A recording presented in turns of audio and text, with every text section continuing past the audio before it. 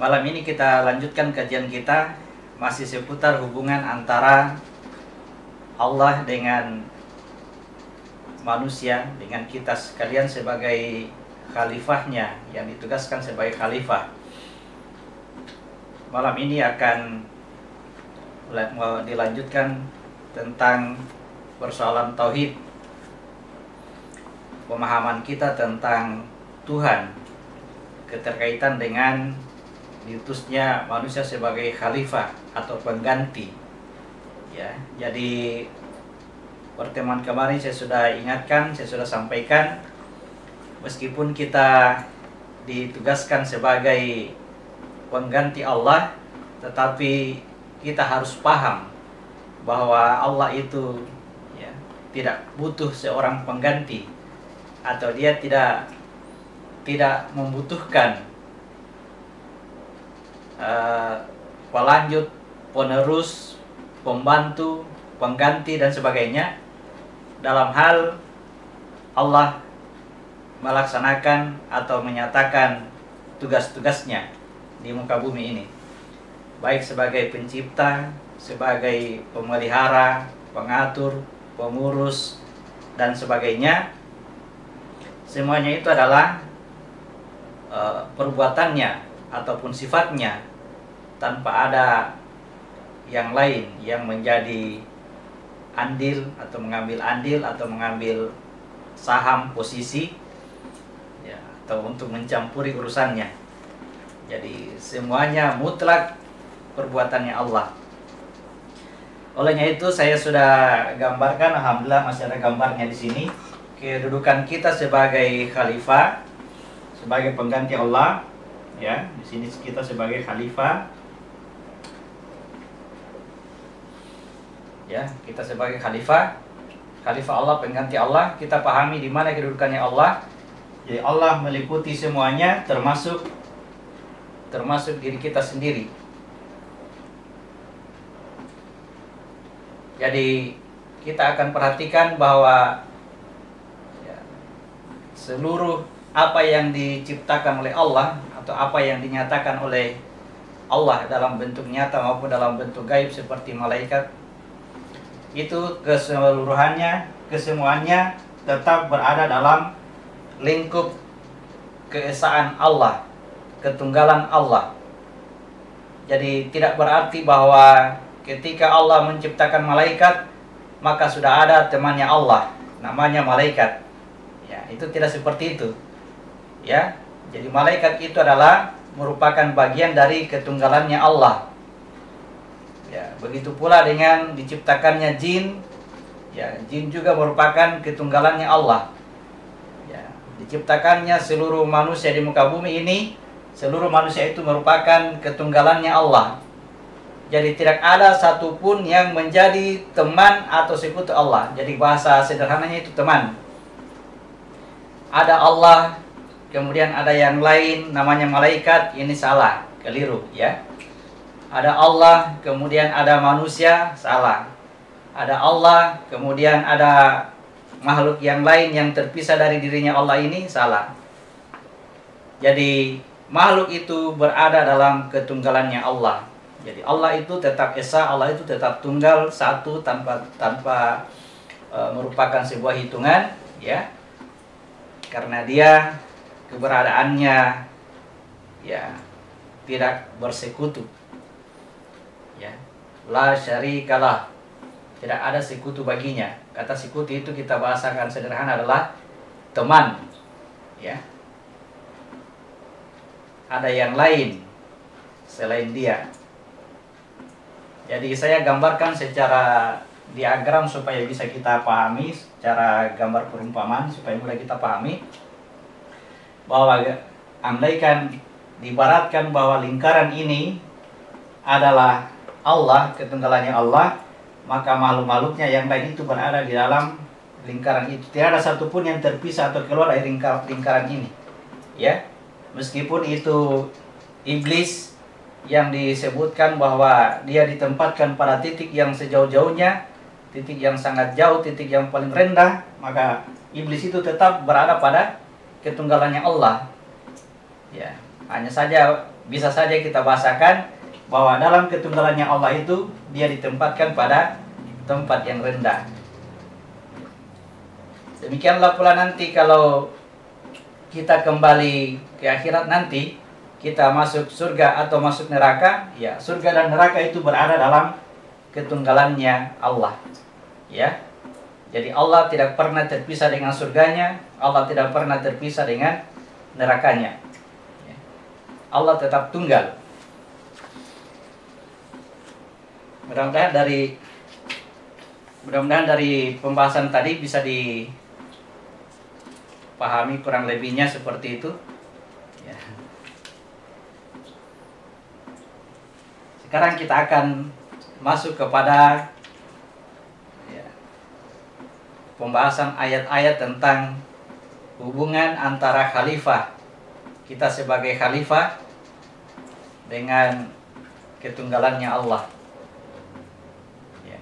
Oke. Jadi kita periksa ulang atau kita baca ulang di surat 34 ayat 22.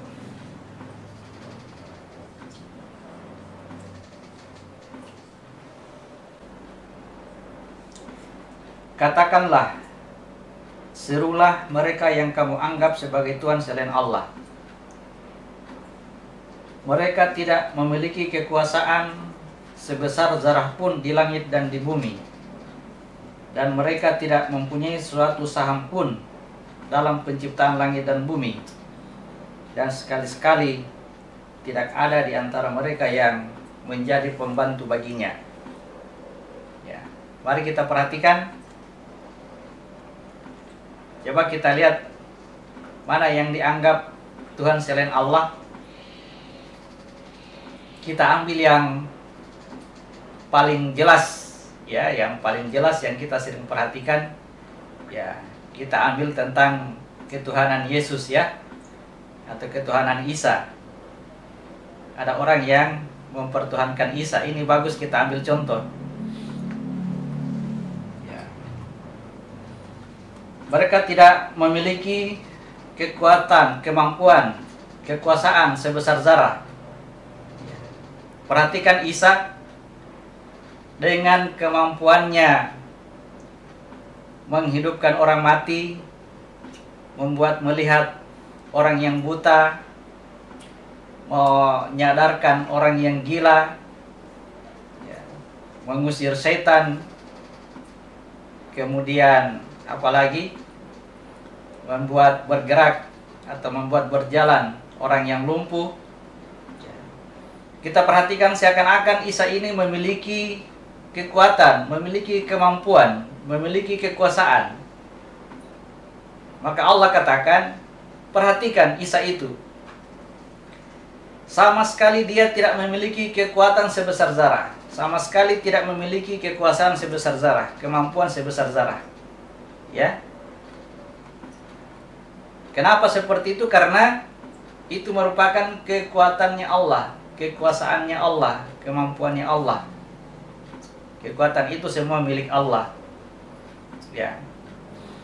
Kenapa nampak pada Isa, nampak pada Yesus? Karena ya, Yesus atau Isa itu yang dipertuhankan itu berada dalam ketunggalannya Allah. Ya. Saya kasih contoh. Ya, perhatikan diri kita ini, perhatikan diri kita. Ya. Tangan ini memiliki kemampuan untuk memegang. Tangan memiliki kemampuan untuk memegang. Ya. Tetapi apapun kemampuannya dia memegang, tetap dibahasakan bahwa saya yang memegang atau La'ami yang memegang. Ya. Oke, bisa dipahami? Kenapa? Karena tangan ini berada dalam satu kesatuan diriku. Dia tidak terpisah dengan diriku. Ya. Kapan dia terpisah dengan diriku, tangan ini, maka dia tidak akan mampu sama sekali untuk memegang. Ya. Dia akan mati dengan sendirinya. Oke, itulah dibahasakan bahwa tidak ada sebesar zarah di langit dan di bumi. Ya, mereka tidak mempunyai saham, tidak mempunyai andil, tidak mempunyai peran serta. Ya, tidak merupakan sebuah peran serta.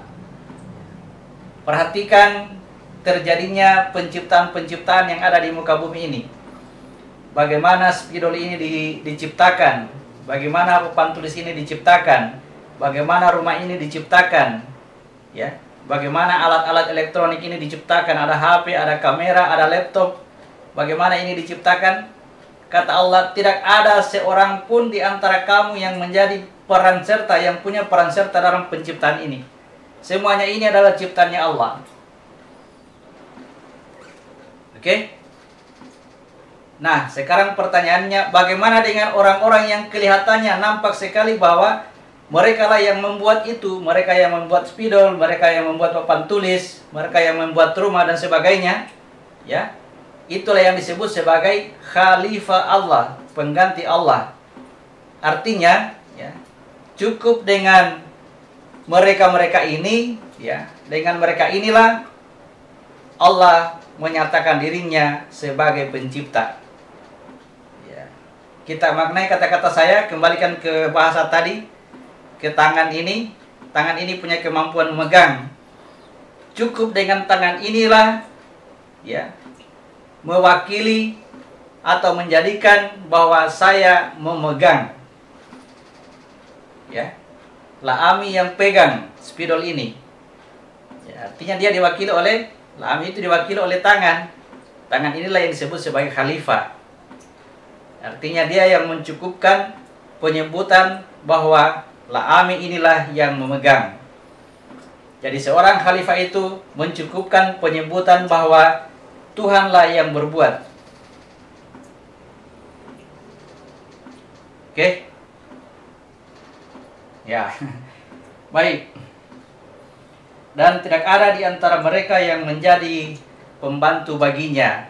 Ya, demikianlah Allah ketika memberikan rezeki kepada manusia tidak melalui perantara.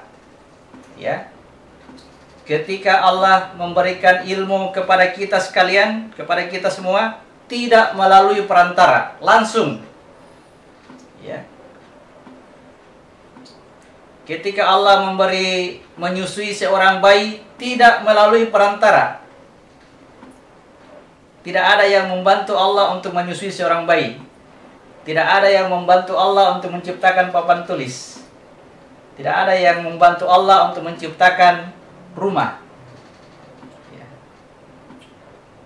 Semuanya adalah Allah yang berbuat.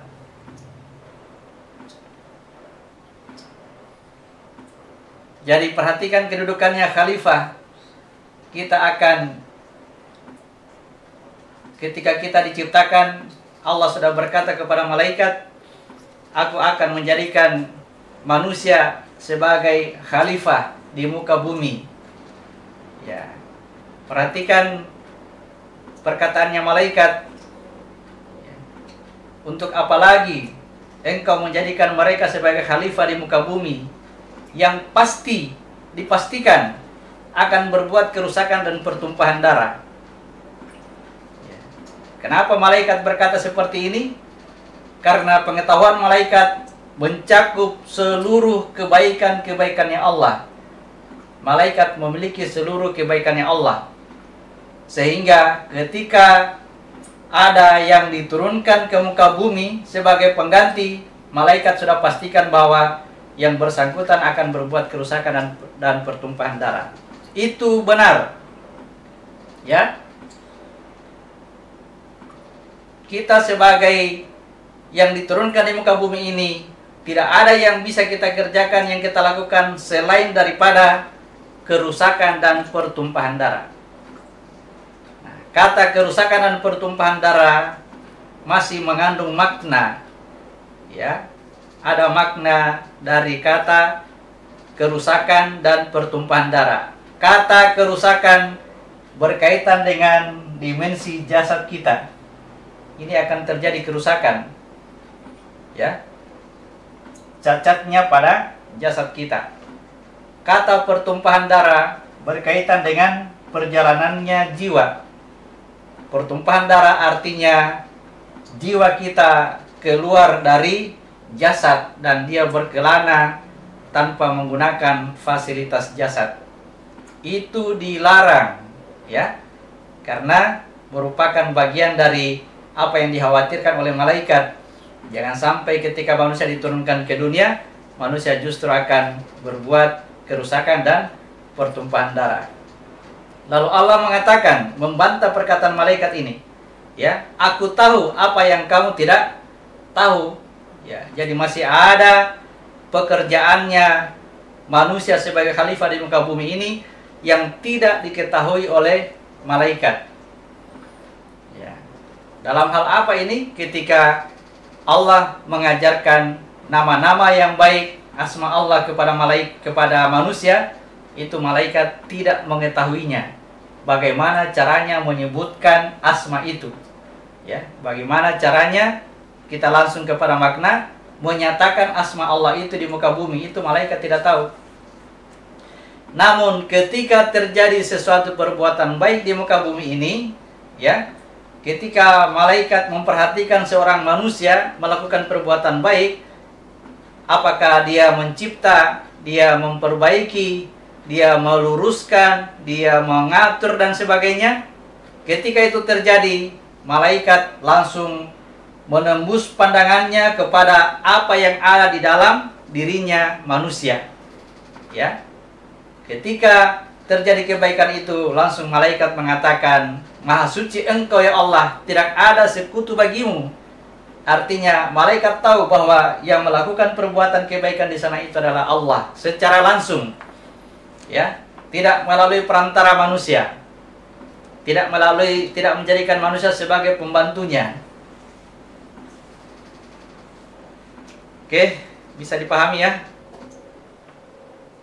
Inilah yang tidak dapat diketahui oleh iblis yang berasal dari golongan jin, yang hanya mampu melihat fisiknya manusia itu. Ya, fisiknya manusia itu tercipta dari tanah. Ya. Tidak mengetahui bahwa apa yang terjadi di dalam diri manusia itu sehingga dia mampu melakukan suatu kebaikan. Oke ya. Jadi bisa dipahami bahwa ya, seorang khalifah yang diturunkan di muka bumi tidak terlepas dari ketunggalannya Allah. Ya. Tidak terlepas dari ketunggalannya Allah. Hanya saja ketika manusia diturunkan ke dunia, dia masuk ke dalam jasad, maka dia merasa dirinya terpisah dengan Allah, merasa dirinya terputus hubungannya dengan Tuhan. Kenapa? Karena dia memasuki sebuah wilayah, sebuah tempat yang terikat oleh ruang dan waktu. Ya. Sehingga segala sesuatu kemampuan yang ada pada dirinya sangat dibatasi oleh jasadnya sendiri. Ya, namun demikian Allah menghiburnya, ya. Kita baca surat ke 93 ayat 3. Tuhanmu tidak meninggalkan engkau dan tidak pula membencimu. Ya. Ayatnya singkat. Ma wadda'aka rabbuka wa ma qala. Tuhanmu tidak meninggalkan kamu. Kata Allah ya. Rabbmu tidak pernah meninggalkan kamu. Ya, tidak pula membencimu. Artinya Tuhan tidak pernah memutuskan hubungan dengan dirimu, ya, hanya karena kita berada pada lingkup atau ruang yang terikat oleh materi, ya, tempat yang diikat oleh ruang dan waktu, sehingga kita melihat diri kita terputus hubungan dengan Tuhan, ya. Keluar perkataan hadis Nabi, ya, hadis Nabi mengatakan, "May yas'al aina Allah faqad kafar." Barang siapa yang mengatakan di mana Allah, maka dia telah kafir. Ya.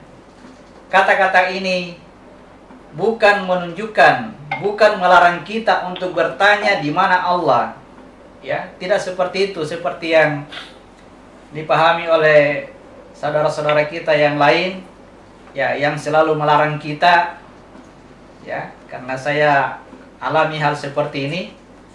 Setelah dibacakan hadis ini, may yas'al ainallah faqad kafar.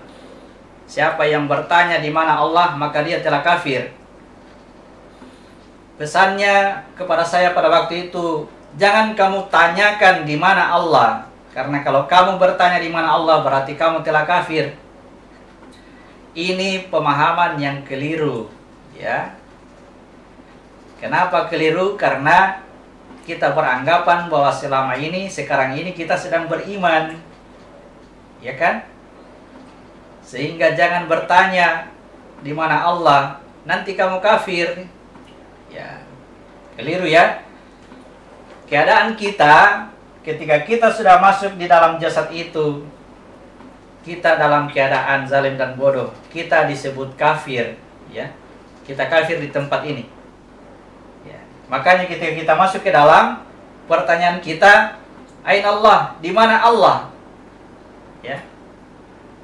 Kenapa bertanya seperti itu? Karena kita terhijab. Kita terhijab terhadap Allah, tetapi Allah tidak pernah terhijab kepada kita. Itu harus kita pahami nih.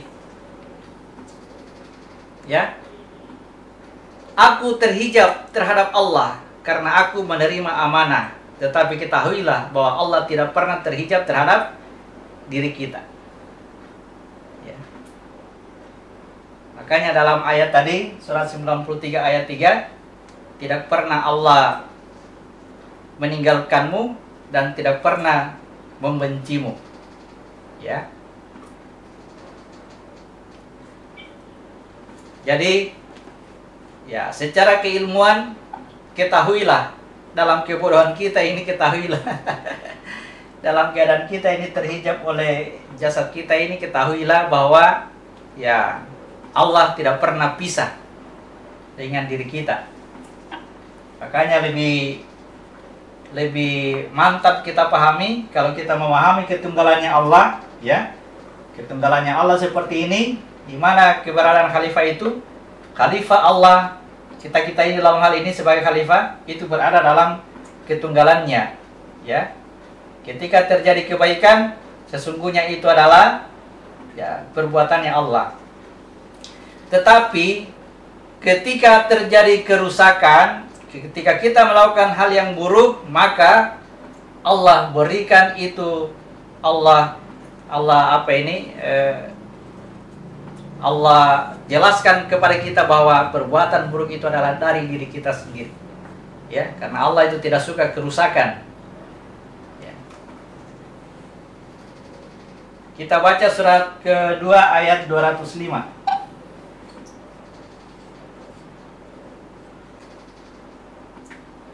Dan apabila dia berpaling dari engkau, dia berusaha untuk berbuat kerusakan di bumi, serta merusak tanam-tanaman dan ternak, sedang Allah tidak menyukai kerusakan. Ya, oke ya. Jadi ketika berpaling, ya, ketika berpaling, maka itu akan menjadikan kita melakukan kerusakan dan ya kerusakan terhadap diri, kemudian merusak tanaman-tanaman dan binatang ternak. Itu semua bahasa-bahasa kiasan. Ujung-ujungnya adalah kerusakan pada jasad kita ini, jasad kita sendiri.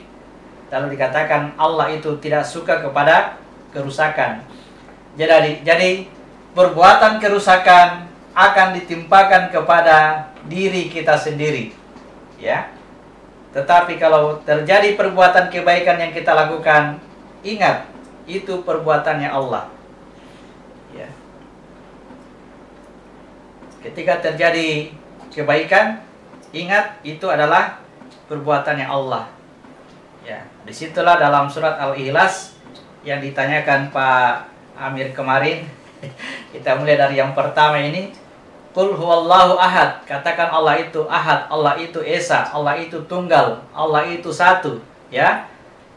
Kalau kita mengatakan Allah itu satu, artinya ketika terjadi kebaikan, maka jangan menjadi temannya Tuhan. Ya. Jangan menjadi temannya Tuhan, jangan menjadi tandingannya Tuhan, jangan menjadi sekutunya Tuhan. Ya. Jadi kalau kita mengatakan Allah itu esa, itu ucapan mulut, belum tentu perbuatannya sama dengan apa yang kita ucapkan. Ya. Yang akan dilihat itu adalah di perbuatan. Ketika terjadi perbuatan, kita meyakini bahwa perbuatannya itu adalah perbuatan Allah. Perbuatan baik itu adalah perbuatan Allah. Tetapi kalau perbuatan buruk, ingat tadi, Allah itu tidak suka kepada kerusakan. Perbuatan kerusakan akan ditimpakan kepada dirimu sendiri. Jadi di dalam Al-Quran ada dua ayat yang berdampingan dan terkesan saling bertentangan. Ya, saya akan menjelaskan supaya kita pahami bahwa ayat ini tidak bertentangan sama sekali. Kita baca surat 4 ayat 78.